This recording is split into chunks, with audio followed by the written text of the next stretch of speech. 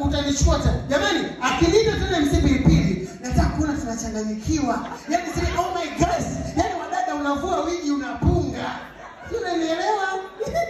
Hiyo naitaka kwa ile Instagram. Yaani Instagram sasa nitaianzia hapo. Mkicomment kule, yaani inaonekana watu walichanganyikiwa. Sasa nielewa. Sasa bro, unaanza na mimi unachukua watu mimi, mheshimiwa ananifaa kama mwamini. Unamheshimiwa umefika na ibada wewe. Yaani toka huyo akiwa yupo mkufunzi wa chuo. Na nimekaa naye vikao kadhaa. Ananiambia bwana kanyaga hapa kwa brother. Naona kumudu. Yaani hapa naongea na wewe sana ili waelewe. Maana wadada kama mnavyoelewa mimi nipo kwenye ndoa lakini sio kivili. Sasa niita tena nimalize.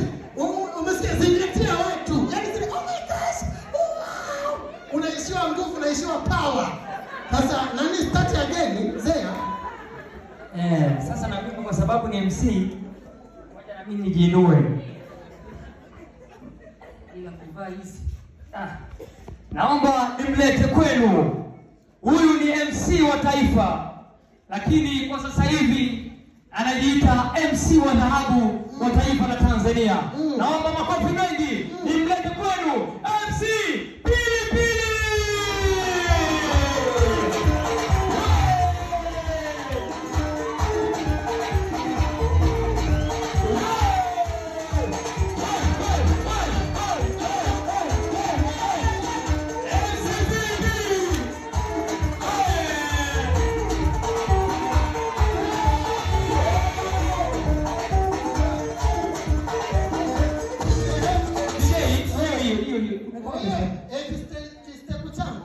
Na uzuri kiatu cha dhahabu kinafanana na rangi ya alizeti.